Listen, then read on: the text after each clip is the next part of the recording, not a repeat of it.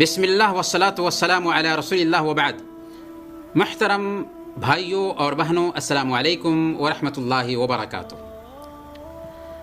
اہم دینی معلومات کے سلسلہ وار درس میں آپ سب کا استقبال ہے۔ سوال اور جواب کی شکل میں یہ درس ہم آپ کی خدمت میں پیش کرتے ہیں، تو مقصد یہ ہے کہ اس کے ذریعہ دین کی اہم جانکاری ہمیں حاصل ہو سکے۔ آج کا جو سوال ہے اس میں سب سے پہلا سوال ہوگا، سب سے افضل سورہ قرآن کی کون سی ہے؟ اس کی تلاوت کیجیے۔ تو قرآن کریم سے سب سے افضل سورہ الفاتحہ ہے۔ بسم اللہ الرحمن الرحیم، الحمد للہ رب العالمین، الرحمن الرحیم، مالک یوم الدین، ایاک نعبد و ایاک نستعین، اہدنا الصراط المستقیم، صراط الذین انعمت علیہم غیر المغضوب علیہم ولا الضالین۔ یہ قرآن کریم کی سب سے پہلی سورہ ہے جس کا نام سورہ الفاتحہ ہے۔ شروع کرتا ہوں اللہ کے نام سے جو بڑا مہربان اور نہایت رحم کرنے والا ہے۔ الحمدللہ رب العالمین، ساری تعریف اللہ کے لیے ہے جو تمام جہانوں کا رب ہے۔ الرحمن الرحیم، نہایت مہربان اور بہت زیادہ رحم کرنے والا ہے۔ مالک یوم الدین، جو بدلے کے دن کا مالک ہے، قیامت کے دن کا مالک ہے۔ ایاک نعبد و ایاک نستعین، اے اللہ ہم صرف تیری ہی عبادت کرتے ہیں اور صرف تجھ ہی سے مدد طلب کرتے ہیں۔ اہدنا الصراط المستقیم، ہمیں سیدھی راہ دکھا۔ صراط الذین انعمت علیہم، ایسے لوگوں کی راہ، ایسے لوگوں کا راستہ جن پر تیرا انعام ہوا۔ غیر المغضوب علیہم ولا الضالین، ان لوگوں کا راستہ نہیں جن پر تیرا غضب ٹوٹا، اور نہ ان لوگوں کا جو گمراہ ہوئے۔ یہ ہے سورہ الفاتحہ، قرآن کریم کی سب سے افضل سورہ۔ قرآن کریم کی سب سے چھوٹی سورہ کون سی ہے اور اسے پڑھیے۔ قرآن کریم کی سب سے چھوٹی سورہ الکوثر ہے۔ بسم اللہ الرحمن الرحیم، انا اعطیناک الکوثر فصل لربک وانحر ان شانئک هو الابتر۔ انا اعطیناک الکوثر، ہم نے آپ کو کوثر عطا فرمایا ہے، ہم نے آپ کو حوض کوثر عطا فرمایا ہے۔ اور حوض کوثر کیا ہے؟ اللہ کے نبی صلی اللہ علیہ وسلم کو کل قیامت کے دن دیا جائے گا میدان محشر میں، اور اس وقت جو لوگ بھی اس سے سیراب ہوں گے وہ کبھی پیاسے نہیں ہوں گے۔ اللہ کے نبی صلی اللہ علیہ وسلم کی امت اس حوض کوثر سے سیراب ہوگی۔ فصل لربک وانحر، لہذا آپ اپنے رب کے لیے نماز پڑھیے اور اپنے رب کے لیے قربانی کیجیے۔ نماز بھی اللہ کے لیے اور قربانی بھی اللہ کے لیے۔ ان شانئک هو الابتر، بے شک آپ کا دشمن ہی بے نام و نشان ہے۔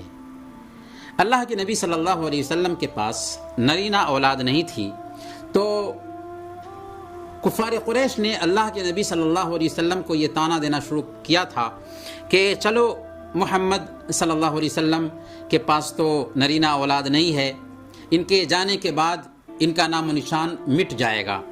اللہ رب العالمین نے یہ آیت کریمہ اتاری کہ اصل میں آپ کا نام و نشان نہیں مٹے گا، بلکہ آپ کے دشمن کا نام و نشان مٹنے والا ہے۔ ان شانئک هو الابتر، بے شک آپ کا دشمن ہی بے نام و نشان ہے۔ چنانچہ اس دنیا میں سب سے زیادہ اگر کسی شخصیت کا نام لیا جاتا ہے تو وہ محمد صلی اللہ علیہ وسلم ہیں۔ تو یہ ہے سورہ الکوثر، جو قرآن کریم کی سب سے چھوٹی سورہ ہے۔ وہ کون سی سورہ ہے جو 1/3 قرآن کے برابر ہے؟ اس کی تلاوت کیجیے۔ سورہ الاخلاص، یہ 1/3 قرآن کے برابر ہے۔ بسم اللہ الرحمن الرحیم قل هو اللہ احد اللہ الصمد لم یلد ولم یولد ولم یکن لہ کفوا احد. آپ کہہ دیجئے کہ اللہ ایک ہے، اللہ یکتا ہے، اللہ الصمد، اللہ بے نیاز ہے، لم یلد ولم یولد، نہ اس نے کسی کو جنم دیا ہے اور نہ ہی وہ کسی سے جنم لیا ہے، نہ تو اس کے پاس اولاد ہے اور نہ ہی اس کے پاس ماں باپ ہے. وَلَمْ يَكُنْ لَهُ كُفُوًا أَحَدٌ، اور اس کا کوئی شریک نہیں. یہ ہے سورہ الاخلاص، جس کے بارے میں اللہ کے نبی صلی اللہ علیہ وسلم نے فرمایا کہ یہ سورہ تہائی قرآن کے برابر ہے. یعنی اللہ رب العالمین اس سورہ کی تلاوت کرنے کی وجہ سے ایک بندہ مومن کو اپنی طرف سے 1/3 قرآن پڑھنے کا ثواب عطا فرماتا ہے. سورہ العصر کی تلاوت کیجیے. سورہ العصر، سورہ العصر کیا ہے؟ سورہ العصر والعصر ان الانسان لفی خسر الا الذین آمنوا وعملوا الصالحات وتواصوا بالحق وتواصوا بالصبر. والعصر قسم ہے زمانہ کی. ان الانسان لفی خسر، بے شک انسان گھاٹے میں ہے. اللہ تعالیٰ نے اس آیت کریمہ میں زمانہ کی قسم کھائی ہے، اور اللہ تعالیٰ کے لیے جائز ہے کہ وہ جس کی چاہے قسم کھائے، لیکن بندے کے لیے جائز نہیں کہ اللہ کے علاوہ کسی اور کی قسم کھائے. اللہ تعالیٰ نے قسم کھاتے ہوئے کہا کہ بے شک انسان گھاٹے میں ہے. کون انسان؟ دنیا کے سارے انسان گھاٹے میں ہیں، ٹوٹے میں ہیں، خسارے میں ہیں. فائدے میں کون ہے؟ الا الذین آمنوا، جو ایمان لائے، وعملوا الصالحات، نیک عمل کیا، وتواصوا بالحق، اور حق کی وصیت کی، وتواصوا بالصبر، اور صبر کی تلقین کی. جس کے اندر یہ 4 صفتیں ہوں وہ کامیاب ہے. کون کون سی صفتیں؟ ایمان، عمل، دعوت اور صبر. جس کے اندر یہ 4 صفتیں آ جائیں وہ کامیاب ہے. تو سورہ العصر نہایت ہی قیمتی سورہ ہے.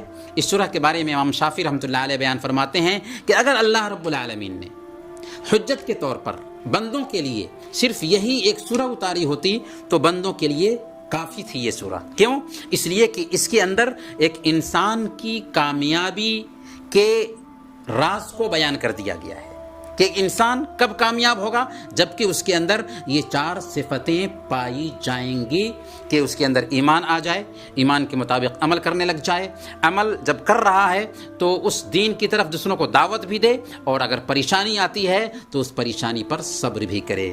تو سورہ العصر نہایت ہی اہمیت رکھنے والی سورہ ہے، سورہ العصر. آگے کا سوال ہے کہ اچھے اخلاق میں سب سے اچھا اور سب سے افضل اخلاق کون سا ہے، اور برے اخلاق میں سب سے برا اور قبیح اخلاق کون سا ہے؟ تو اچھے اخلاق میں سب سے افضل اور اچھا اخلاق سچائی ہے، یعنی سچ بولنا ہے، اور برے اخلاق میں سب سے برا اور قبیح اخلاق جھوٹ بولنا ہے. کیونکہ سچا انسان اور دوسرے اخلاق کو بھی برت سکتا ہے، اور جھوٹا انسان اور بہت ساری برائیوں کا ارتکاب کر سکتا ہے. تو اچھے اخلاق میں سب سے بہتر اخلاق سچ بولنا ہے، اور برے اخلاق میں سب سے برا اخلاق جھوٹ بولنا ہے. ایک حدیث ہے، اسے مکمل کیجئے. حدیث کیا ہے؟ لا یؤمن احدکم حتی یحب، آگے حتی یحب لأخیہ ما يحب لنفسه لا يؤمن أحدكم حتى يحب لأخيه ما يحب لنفسه. یہ صحیح بخاری اور مسلم کی حدیث ہے. اس حدیث کے راوی حضرت انس رضی اللہ تعالی عنہ ہیں. لا يؤمن أحدكم حتى يحب لأخيه ما يحب لنفسه. تم میں سے ایک آدمی اس وقت تک مومن نہیں ہو سکتا جب تک وہ اپنے لیے جو پسند کرتا ہے وہی اپنے بھائی کے لیے پسند نہ کرے. تو معیار کیا ہوگا بہتر انسان ہونے کا، ایمان والا ہونے کا؟